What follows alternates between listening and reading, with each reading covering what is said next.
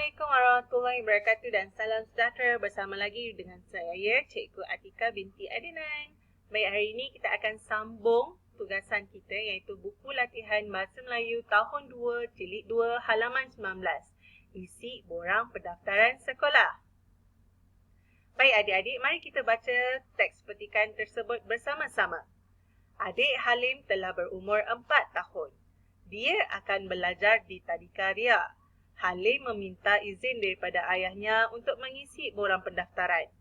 Dia mengisikan nama, alamat dan nombor surat lahir pada borang itu. Halim, mengapakah kamu tidak menulis nama negara ini? Tanya ayah Halim. Aduhai, saya terlupa, kata Halim sambil meminta maaf daripada ayahnya. Baik adik-adik, di dalam petikan teks tersebut terdapat beberapa tanda baca yang tidak dimasukkan. Oleh itu, mari kita lihat bersama-sama, kemudian kita editkan teks tersebut. Kita lihat baris demi baris. Yang pertama, adik Halim telah berumur 4 tahun. Pada ayat pertama ini, dia menggunakan tanda baca iaitu tanda huruf besar dengan betul, iaitu pada awal ayat dia menggunakan huruf besar A dengan baik. Kemudian pada kata nama khas juga menggunakan huruf besar. Baik. Dan di akhir ayat tersebut terdapat tanda noktah. Dia akan belajar di Tadika Ria. Di sini juga tiada masalah dari segi tanda baca, baik daripada tanda huruf besar ataupun noktah. Kemudian, Halim meminta izin daripada ayahnya untuk mengisi borang pendaftaran. Di sini juga tidak ada masalah dari segi tanda baca. Berikutnya adalah dia mengisikan nama, alamat dan nombor surat lahir pada borang itu. Di sini terdapat dua tanda baca yang tidak dimasukkan. Baik, kalau adik-adik lihat di sini, terdapat beberapa perkataan ataupun maklumat yang berlaku secara berturut-turut iaitu mengisikan nama, alamat dan nombor surat lahir. Maka di sini perlu ada tanda koma kerana tanda koma adalah tujuan dia mengasingkan ataupun memisahkan perkara yang berturut-turut. Kemudian pada akhir ayat mesti ada tanda noktah. Baik, kita lihat ayat yang seterusnya. Pengikat kata Halim, tanda huruf besar, kemudian tanda koma. Mengapakah kamu tidak menulis nama negara ini? Tanya ayah Halim.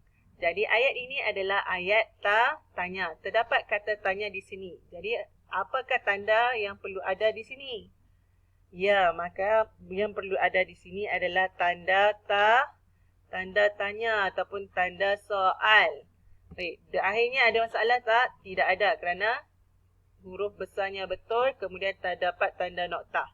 Kita pergi berikutnya.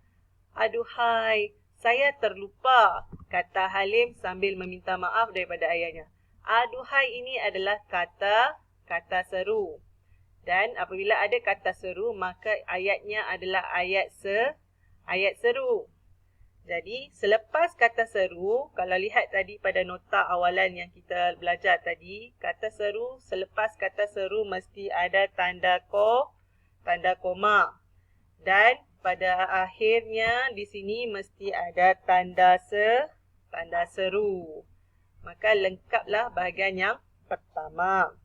Dan di sini kalau lihat ni tak ada masalah dan di akhirnya juga tak ada masalah sebab tanda huruf besarnya betul, kemudian tanda noktahnya ada. Baik, kita pergi ke bahagian yang kedua. Baik, kita baca yang seterusnya. Halim mengambil pen lalu melengkapkan borang itu semula. Baik, di sini terdapat tanda baca yang tidak dimasukkan. Halim mengambil pen lalu melengkapkan borang itu semula. Jadi tanda baca yang tak dimasukkan di sini adalah tanda noktah. Kemudian, mengapakah maklumat itu perlu ditulis? Tanya Halim. Mengapakah maklumat itu perlu tulis tanya Halim. Jadi ini adalah kata tanya dan ayat ini adalah ayat tanya soalan. Jadi di sini kalau diperasan ditulis, dia buat tanda koma. Jadi apa yang perlu dibetulkan? Ya, betulkan tanda koma tersebut dan gantikannya dengan tanda soal. Baik, kita pergi yang berikutnya. Pengikat kata ada huruf besar, betul. Maklumat ini penting kerana inilah buktinya kita rakyat Malaysia. Jawab Kartini, kakak Halim. Di sini juga terdapat beberapa tanda baca yang perlu diperbaiki dan perlu ditambah. Apa yang pertama? Maklumat ini penting kerana inilah buktinya kita rakyat Malaysia. Yang pertama adalah masukkan tanda koma.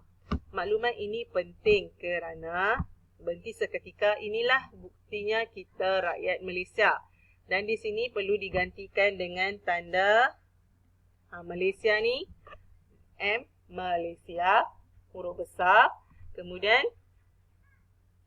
ya, tanda koma tadi perlulah digantikan dengan tanda noktah kerana berakhirnya ayat tersebut. Jawab Kartini. Kartini ini adalah kata nama khas tapi ditulis dengan huruf kecil. Maka perlu digantikan dengan huruf K besar. Memandangkan ia adalah kata nama khas. Kakak Halim. Dan seterusnya, pengikat kata wah, hebat kakak. Wah adalah kata seru. Dan pada awalnya, maka hurufnya besar. Dan selepas kata seru tersebut terdapat koma. Baik, di sini tidak ada masalah. Hebat kakak. Biasanya selepas kata seru tersebut dan diakhiri dengan tanda seru juga. Kemudian barulah pengikat kata tersebut ditutup. Dan diakhiri kata Halim. Akhiri dengan tanda nokta. Baik adik-adik. Di sini yang terakhir, maaf tak perasan. Tanya Halim. Di sini juga ada tanda baca yang tertinggal iaitu tanda nokta.